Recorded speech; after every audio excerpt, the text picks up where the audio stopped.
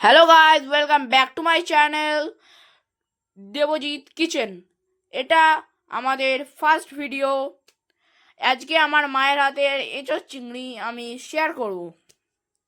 প্রথমেই আমরা এঁচোড়গুলোকে সেদ্ধ করে নিয়েছি। সেদ্ধ করার পরে আমরা এঁচোড়গুলোকে ভেজে নিচ্ছি, হলুদ দিয়ে দিয়েছি। এবার আমাদের এঁচোড়গুলো ভাজা হয়ে গেলে এবার আমরা তেলেতে আলুগুলোকে ছেড়ে দেব।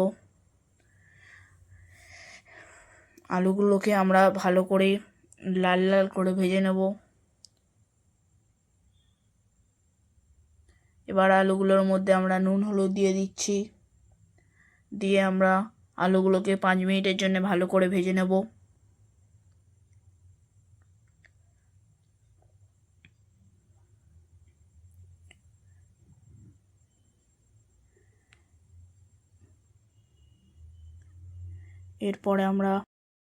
এরপরে আমাদের আলুগুলো মোটামুটি ভাজা হয়ে গেছে। এরপরে আমরা কড়াতে তেল দেব। তেল দেওয়ার পরে এখন চিংড়ি মাছগুলো ভাজার জন্য আমরা দিয়ে দেব। এখানে আমরা নিয়েছি 250 চিংড়ি মাছগুলো ভাজা হয়ে গেলে আমরা এখন তুলে নিচ্ছি।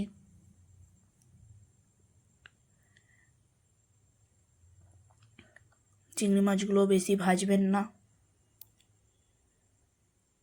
তারপরে আমরা ওই একই তেলে, মাছ ভাজার তেলে, আমরা ফোড়ন হিসাবে দিয়ে দেবো একটা তেজপাতা, 2টো তেজপাতা, পেঁয়াজ, কুচনো পেঁয়াজ,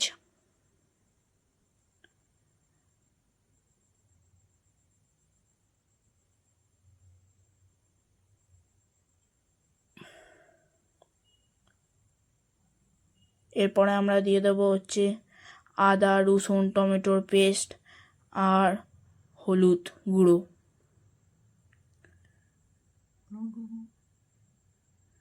লঙ্কা গুঁড়ো আমরা আগে অ্যাড করে দিয়েছি।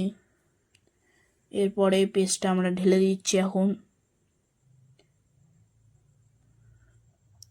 পেস্টটা ঢালা হয়ে গেলে এখন এটাকে ভালো করে মিশিয়ে নিতে হবে, যাতে মশলাগুলো ভালো করে মিশে ফ্লেভারটা ভালো আসে।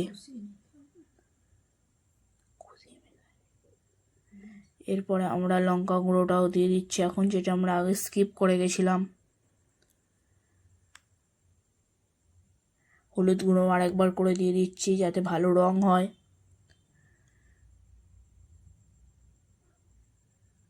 এরপরে আমরা ওই পেঁয়াজ টমেটো বাটি ধোয়া জলটা আমরা দিয়ে দিলাম। এবার আমরা ভালো করে মিশিয়ে নিচ্ছি।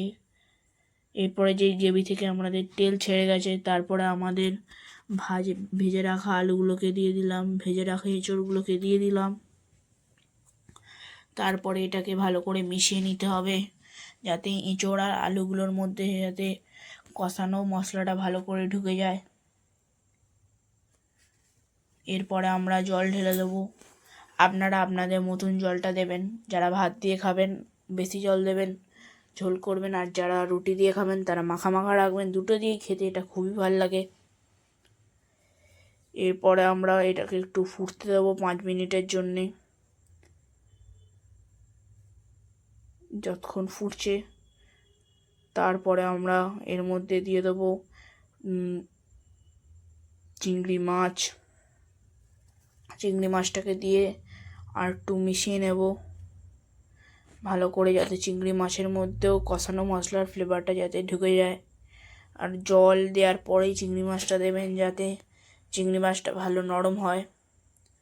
এরপরে আমরা 5 মিনিট পরে ফিরে আসলাম। দেখুন এখন কালারটা কত চেঞ্জ হয়ে গেছে, আর চিংড়ি মাছটা দেখুন কত নরম হয়ে গেছে। এখন আপনারা দেখলেই বুঝতে পারবেন। এরপরে আমরা এতে অ্যাড করব হচ্ছে গরম মশলা।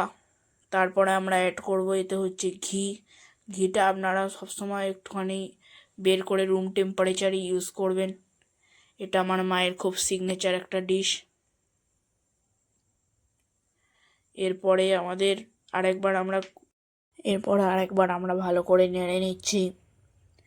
এবার রান্নাটা পুরোপুরি কমপ্লিট হয়ে গেছে। এবারে এই চ্যানেলে প্লিজ লাইক, শেয়ার, সাবস্ক্রাইব করে দেবেন। এটা আমাদের